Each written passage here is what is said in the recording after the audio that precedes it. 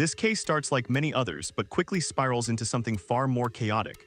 A defendant walks into court not just representing himself, but doing so under a completely different identity, claiming to be an executor of a trust rather than the person actually charged. And right away, you can feel the tension building. The judge lays out a serious charge, fleeing and eluding police, a felony that could mean real prison time. But instead of focusing on the legal consequences, the defendant shifts into arguments about religion, sovereignty, and international declarations. Now here's the problem: courtrooms don't operate on belief systems, they operate on law, procedure, and evidence. And what you're about to witness is a complete breakdown of what happens when someone tries to challenge the legal system without understanding how it works. The judge gives multiple chances to comply, to understand, to adjust, but the defendant keeps doubling down. So here's the big question. Is this a man standing on principle, or someone walking straight into a legal disaster he doesn't even recognize? Stay with this, because things escalate fast and the judge's patience, it doesn't last forever. Court does call the case, People versus Tariq Day. Senior Assistant Prosecutor.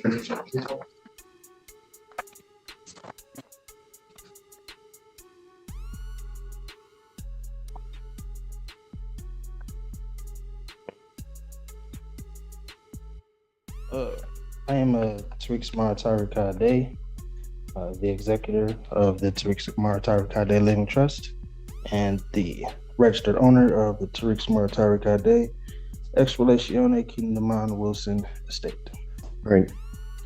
So you are appearing here without an attorney. I do have to advise you that you are charged with the offense of fleeing and eluding in the third degree under the Motor Vehicle Code.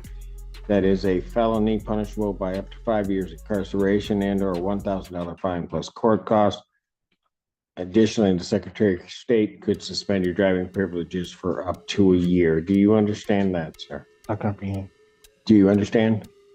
I comprehend, yes. The court has to further advise you that if you wish to be represented by counsel, the court would ensure that counsel would be appointed to represent you in this matter, and that you would have counsel if you could not afford to hire counsel yourself.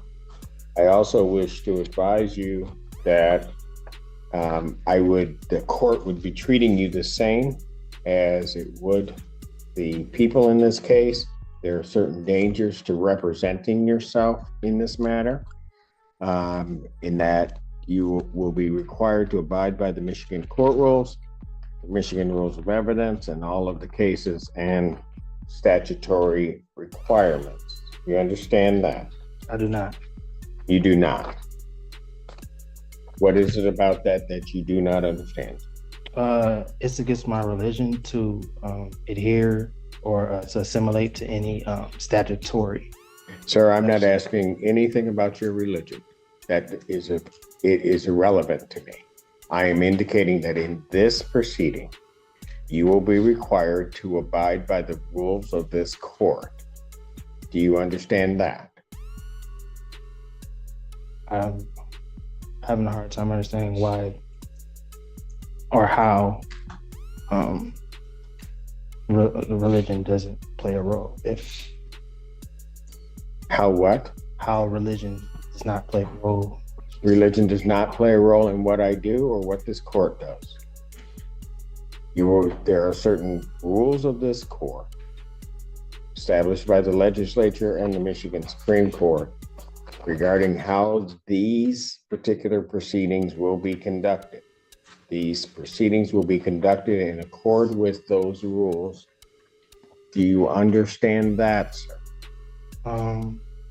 Well, according to the American Declaration on the Rights of Indigenous Peoples, as well as the international or the United Nations Declaration on the Rights of Indigenous Peoples, the state and the government should...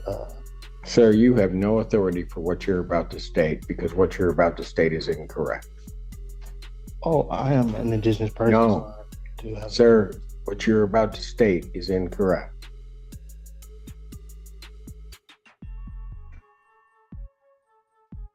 Well, if you were on indigenous lands, if that's where you're going, then maybe you might be right. As it stands right now, this proceeding is not on indigenous land. Well, that's a matter of perspective, sir. It is, and the only perspective that's going to matter on that is mine. We are not on indigenous lands subject to indigenous or tribal rules. Is there You a are law? subject to the rules of the Michigan Supreme Court as they are promulgated, both in terms of procedure and evidence. Do you understand that that's what's happening, sir? I do not. What is it that you do not understand? I don't understand.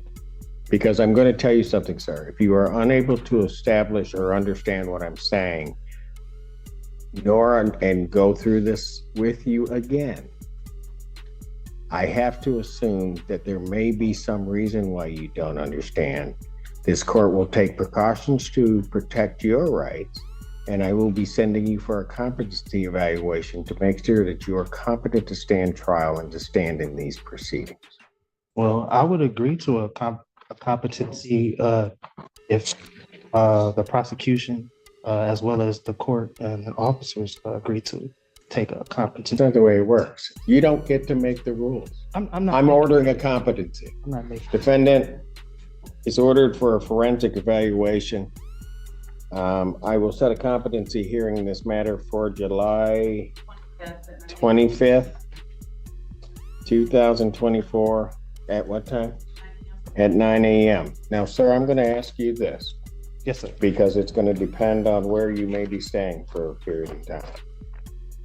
If they send you information as to when you have your forensic interview, Yes, sir. are you going to cooperate and attend that interview? Under threat, duress, and coercion, yes. Pardon? Under threat, duress, and coercion, yes. No. It's not how it works. I don't. I'm asking you, are you voluntarily going to cooperate? I say yes. Pardon? I mean, yeah. I mean, is this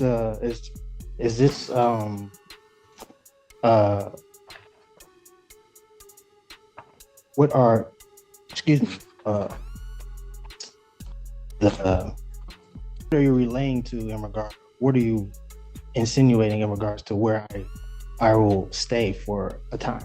I'm going to make sure that we are going to have our forensic interview done. I've ordered a forensic interview. I am asking you whether or not, when given notice of that interview, whether or not you are going to voluntarily cooperate in that interview. I will take the interview. Excuse me? I will take the interview. Anything from the people? The court ask the people to prepare the order for the competency. Yes, please prepare the order for the competency if you would, sir. And the address for, The defendant, I see on the complaint is 1410 Share Avenue, apartment 1-3. is that your address, sir? Excuse me? That's correct. All right, very good. And so I will send a copy to that address. Very good. All right. This time then bond is continued. Yes, sir. And I'm sorry, can I get that date again, please, sir? I can put it in my calendar. July 25th, you were supposed to, so I'm assuming you're waiving it. You were supposed to file your motion with I the did. court. I filed it. When did you file it? I brought it in today. Do we have it? I gave it. I mean, it was stamped and everything. I gave it to the reception. Why didn't you file it before? Well, as I stated at the last hearing, No, don't go through what a you week. stated at the last hearing. Well, you You asked. knew that, no, you knew it was supposed to be filed before the day. Young man, you're That's gonna figure out something. We're playing by my rules, not yours. So you know, do not say anything because you're gonna figure that out real soon. Do they have it? I have not received a response yet.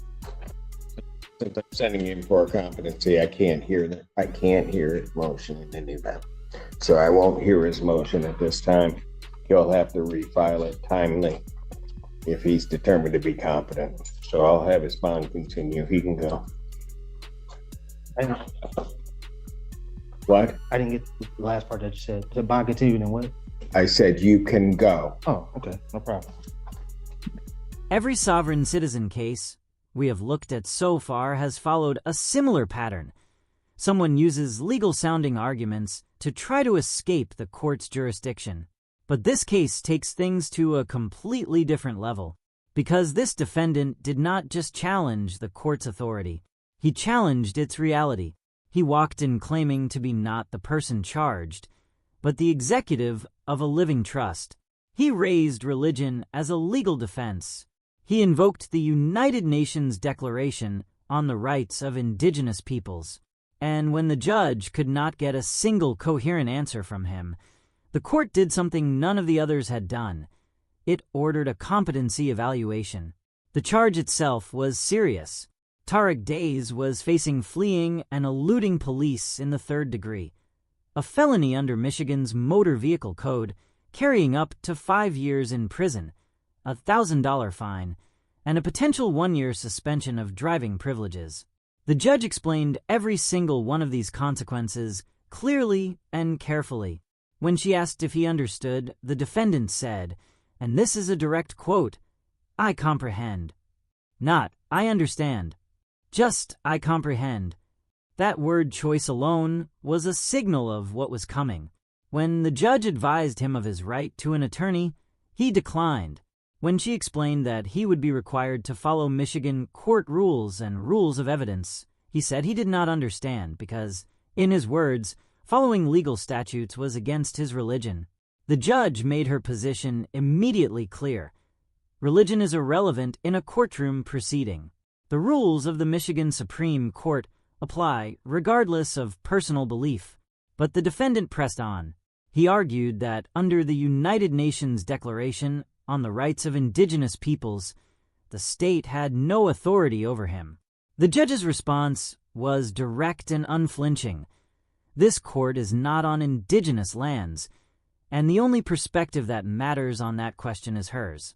Here is where the case took a turn that none of the others had. After repeated attempts to explain the proceedings and receiving no coherent response, the judge made a decision. She stated clearly that if a person is unable to understand what is happening in their own legal proceeding, the court has a responsibility to find out why. She ordered a forensic competency evaluation, a formal psychological assessment to determine whether the defendant was mentally fit to stand trial. This is not a punishment. It is a legal protection. Courts are required to ensure that defendants actually understand what they are facing before any case can move forward. The irony here is sharp. The defendant had tried to use every argument at his disposal to avoid accountability: a different identity, religious exemption, indigenous sovereignty.